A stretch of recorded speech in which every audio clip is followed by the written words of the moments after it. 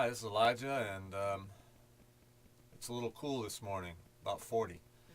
So I thought I would dress for the occasion. I'm going to talk to you today a little bit about fasting. Fasting has become a lost art or a lost science for most people, especially in America.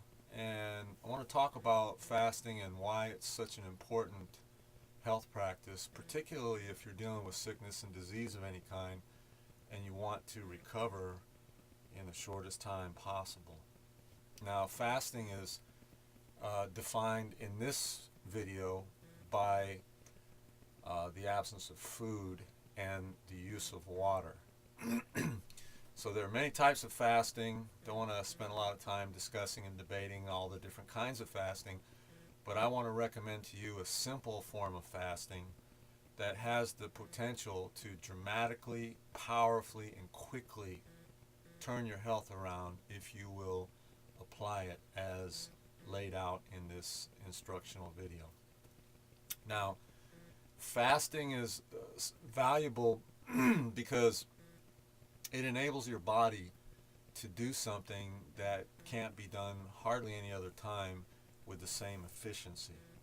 The only other time that your body does this probably is to some degree when you sleep at night, but even then not as much. Most people in America have the horrible habit of eating late and eating a lot, and so when they go to bed, they have a lot of undigested food material, or I'd like to call it frankenfood, because it's not really even food for most people. They have that in their gut, and then their metabolism slows down. When you go to sleep at night, you lay down, your body shuts down, there's biorhythms, circadian rhythms, your brain waves change, everything changes. And your breathing rate drops down dramatically, your heart rate drops down, your metabolic rate drops down, and you really don't function from a biological standpoint or an operational standpoint. You don't function like you do in the daytime. So you do, of course, recover and heal and repair at night when you sleep under proper conditions.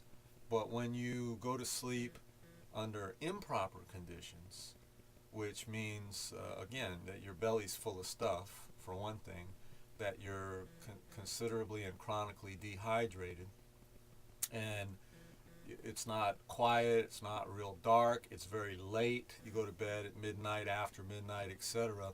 All these things make for unnatural sleep.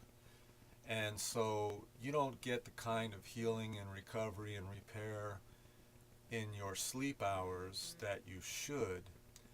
And it's a short period of time relative to doing a proper fast. And we're going to talk about how to build up to a 36-hour fast every week and why that's an incredibly healthy lifestyle for anybody. So first of all, I want to talk about the significance of water in relationship to a fast, because water, whether you're fasting or not fasting, is one of the most important things you can be doing in life. And most Americans are chronically dehydrated, and so this means that they are in a constant state of acidosis. They're in a constant state of a lack of flow in their body systems, so their ability to detoxify is greatly hindered or nearly eliminated for probably a lot of people. And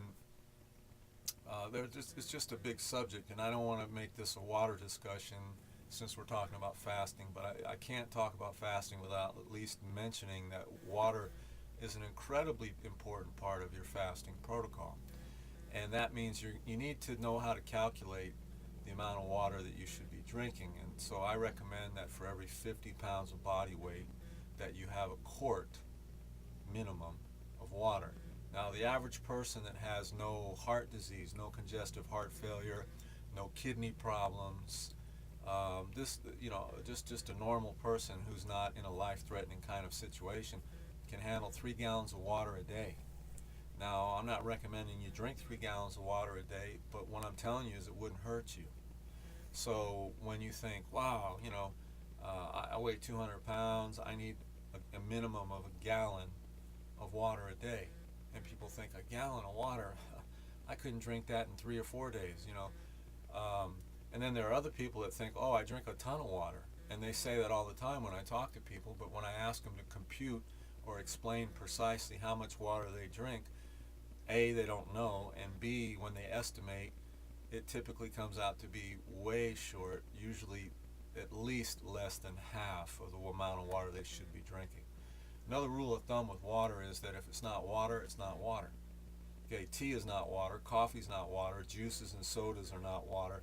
If it's not water, it's not water. It doesn't count as water. So when you drink a big glass of something that's not water, you don't count that as any water intake.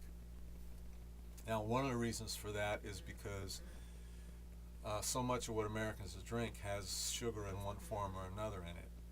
And in order to eliminate one molecule of sugar, you need 2 molecules of water, which means that if you're intaking sugar, you are causing a natural diuresis or elimination of water from your body, because your body must use that water to eliminate and process that sugar, and so that contributes to your already chronically dehydrated state. So rule number 1 about fasting, you must get sufficient water. I also recommend you visit our site, godsblessing.com. That's G-O-D-S, blessing, singular.com, and download our free salt book.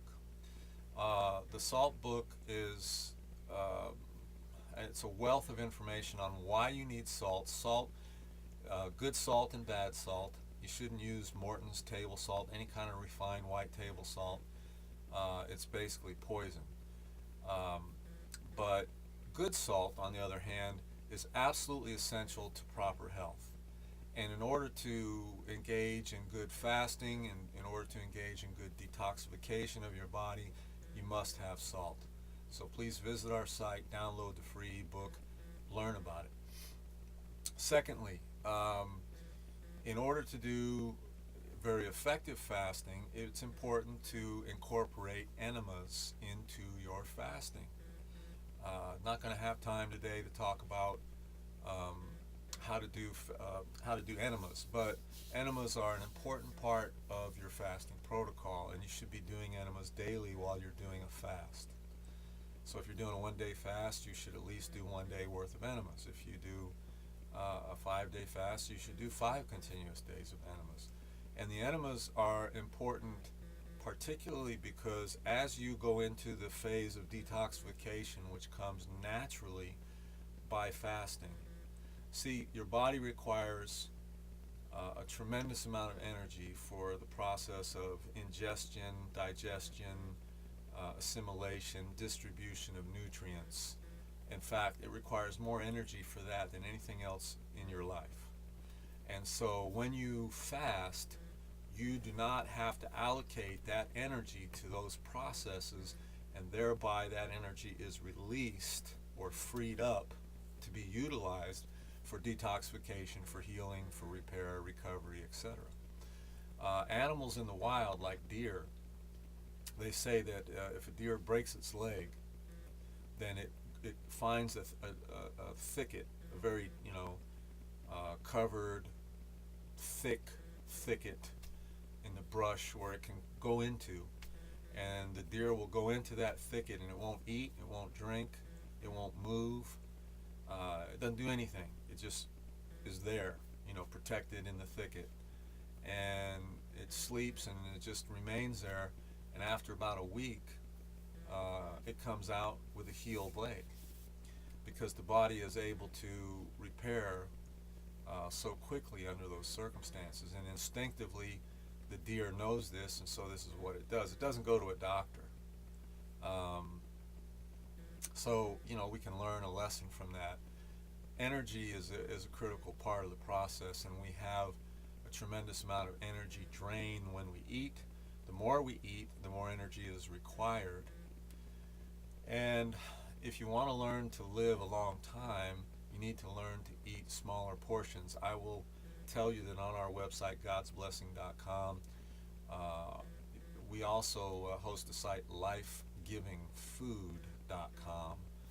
But if you go to the godsblessing.com, you can watch a video there, how to live to be 120 years old.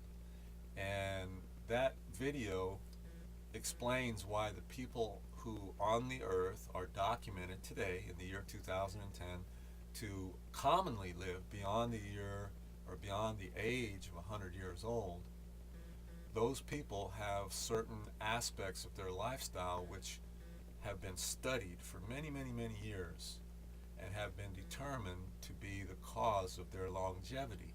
And one of these lifestyle practices is that they never eat too full. So when they eat, they don't eat fast, and they don't eat too full. They eat about 80% of full. In other words, they always stop eating at a point where there's still room for more and they're not completely full. Americans, on the other hand, eat portions that exceed full. They eat so fast, they chew so little, and they eat such big portions that by the time they realize they're full, they're probably at 120 or 140% full. So this is an important aspect as well, the whole energy side of it. So when you do the fast, you work up to it like running a marathon, like bodybuilding, like any kind of exercise where it takes time to go from where you are to where you want to be. So where you are is not healthy, where you want to be is very healthy.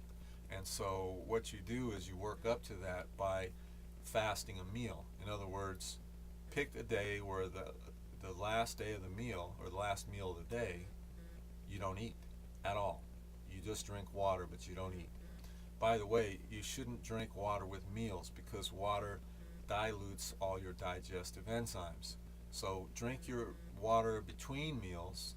If you're going to have a little water with a meal, have a very small amount, have a little bit of fresh squeezed lemon. Don't drop the lemon into it. Just squeeze some fresh lemon juice into the water, and that provides extra hydrochloric acid to help with your digestion. And just use it to wet your gullet if you need to when you're eating. But don't drink a lot of fluid. It's very bad for your digestion and absorption. So you pick the day where you're going to begin this fast process. You have your enema ready. You've done your studies. We have information on how to do proper enemas. If you don't know and you'd like help, contact us through the website. But you fast your dinner meal and you drink water. And so when you go to bed that night, you should have a pretty empty belly, and you should notice that you'll sleep better that night too. In the next morning when you get up, first thing you should do in the morning is drink a quart of good water. Now you don't have to slam it down, but within about 10 minutes, 15 minutes max, get you an entire quart of water down, okay, minimum. All right, secondly is that after you've done this a couple of weeks or a couple of times, and you're comfortable with it and it doesn't create any problems for you, then you're going to work up to fasting your lunch meal and your dinner meal. And same thing, you don't eat, you don't drink during meals, you don't eat those meals that you're fasting, you only drink instead, and you do your enemas on those days. Once you're doing that with no discomfort, no real problems, then you're going to graduate to the primary 36-hour-a-week fast, where you pick a day each week, and on this day, let's say it's Wednesday, you'll start at 6 p.m. at night, and you don't eat anything from 6 p.m. on. You go to bed, you get up the next day, you don't eat the entire day. And while you're drinking during that day, drink water that's a little bit warm. Add you a teaspoon of raw wild honey to feed the glucose of your brain that your brain needs. It uses about 25% of your body's available glucose. That'll keep you from getting all foggy, keep you sharp. And then a little bit of fresh squeezed lemon juice in each glass of water. And that's what you drink throughout that day. The next morning when you get up, you can resume your normal schedule. That's how you do it. So we're out of time.